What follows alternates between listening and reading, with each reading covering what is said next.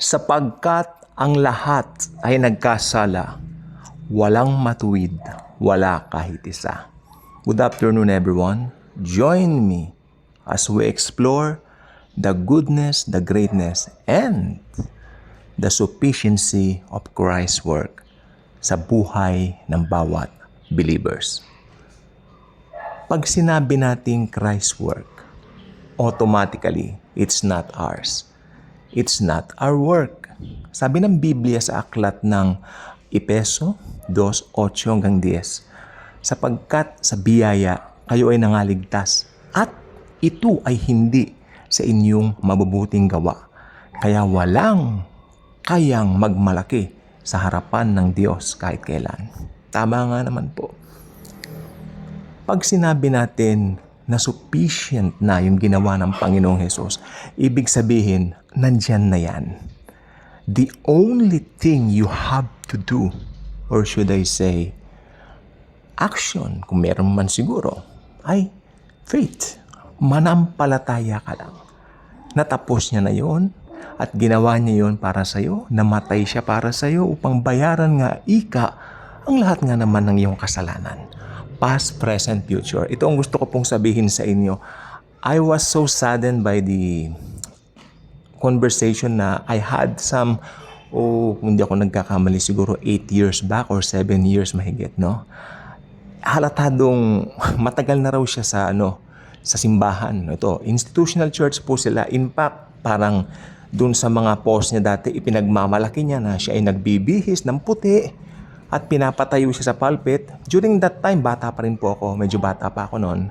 At siyempre, bilang mga kabataan that time, meron tayong mga pakikipagkaibigan din naman. Pagka-reach out, nagki-reach out tayo sa mga ibang mga churches, right? Pero itong isang ito, alam po ba ninyo, makinig po kayong mabuti. Dahil itong sasabihin ko, napaka-importante po. Laging busy. Tumatayo sa church, sa pulpit, nananalangin. Marami raw siyang obligasyon. Tingnan niyo yung salita niya. Marami akong obligasyon sa church. Pero hindi ko nalilimutan mag-devotion. So ipinagmamalaki niya, kada umaga raw nagdi-devotion siya. Ayon. Pero nang mapag-usapan namin minsan yung katotohanan ng Christ sufficiency, yung sufficiency ng work ni Christ, ito ang kanyang banat. Okay. Oo. Binayaran ni Jesus. Pero hindi lahat kanya. Oh my. That's mind-blowing for someone na sinasabing tumatayo sa church. Alam nyo, hindi na ako nag-atubiling tanungin, anong pangalan ng church mo? I'm not interested.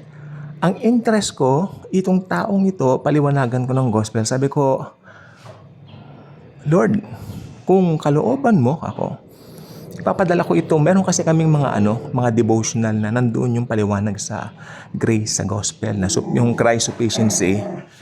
At nakita ko po na parang hindi niya binasa, hindi niya sinin, no? So sabi ko, it's not worth it. Kaya ngayon, pagpatuloy na lang natin na sana kung maraming nabubulagan dati because of our ministry dito sa channel natin, maraming mabuksan. Akalain niya sasabihin, oo, binayaran niya pero hindi lahat. Wow. Sampal yan sa mukha ko bilang isang nangangaral ng grace. Dahil sa totoo lang po, alam po ba ninyo, ang sarap po na alam mo na bayad na lahat ng kasalanan mo. Na wala ka ng utang, di ba? Lahat ng mga, akalain mo, mga hindi mo pa nagagawang sin in the future, binayaran na ng Panginoon. Napakabuti ng Panginoon. The more you know grace, the more you will know how good Jesus is sa buhay natin. Dahil araw-araw inire-reveal niya through His grace kung gaano niya tayo kamahal. At marireveal lamang yan kung alam mo yung ginawa niya para sa iyo. Sufficient. Sapat na po yun. Hindi kailangan ni Jesus ng tulong mo para iligtas ang sarili mo. Okay, may mga turo na kailangan tanggapin mo si Jesus. Pero magpabautismo ka pagkatapos. Magpabautismo ka raw. Ayun ang, anong tawag dito? Rule. sabi ko, yung bautismo, ito pinaliwanagan ko po to, naglatag lang kami ng, pero dinidebate niya ako, tumigil ako. Sabi ko pala, yung bautismo, it's only a proof na ligtas ka na inihahayag mo lang sa tao na naligtas ka na. Pero kailanman, hindi pwedeng magligtas ang tubig. May binigay siyang talata pero sablay eh. Anyone is born of water, maliligtas na. Yung water daw bautismo, ay hindi po. Yung water na binanggit doon sa gisag po yun ng kalinisan na bunga ng paglilinis ng dugo ng Panginoon. Ganun lang po yun, sabi ko. Maraming hindi open na nabibigla doon sa sufficiency ng finished work ni Jesus. And I think ito yung mga taong dapat natin ipag-pray. Kasi sabi nila, Kristiyano sila. Yung iba nga po dyan, nangangaral eh. Meron pa nakasapit na placard sa... Diyan sa Avenida, marami po. Check nyo, paghapon marami. Minsan sumasakay. Minsan biyahe ko sa EDSA, no? Sasakay. No, they're not sharing the gospel. They're sharing their denomination's view. Na mali. Siyempre, no? Mali.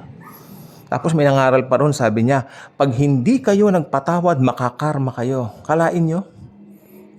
Sabi nung katabi ko, nagkataong Kristiyano rin, ay patay na. Sabi niya, paktay ang pangangaral, palpak na. Naniniwala pala itong babaeng ito sa karma. Kanya. So, natawa ako. Sir, Kristiyano ka rin pala? Oo. Unang-una yung mga umaakyat na yan, hindi naman mga born again yan. Sabi niya, sila ay member ng kulto. O, yan po ang sabi. So, okay. Ako naman po. So, yan po ang gusto ko sabihin. Anything or anyone, any person who does not acknowledge the sufficiency of Christ's work, na enough na yung ginawa ni Jesus, is a cult. Dapat change your mind, repent. When you say repent, ang ibig lang pong sabihin yan, palitan nyo na yung isip niyo. Doon sa maling paniniwala yan, tungo sa tama. Ang tama, tinapos na lahat ni Jesus. Kaya tapos na po. Kung hindi pa kayo subscriber sa ating channel, I invite you to do so. Click the notification bell, share this video, share the love of Jesus. Thank you, and as always and forever, Jesus, the wonderful God, truly loves us all.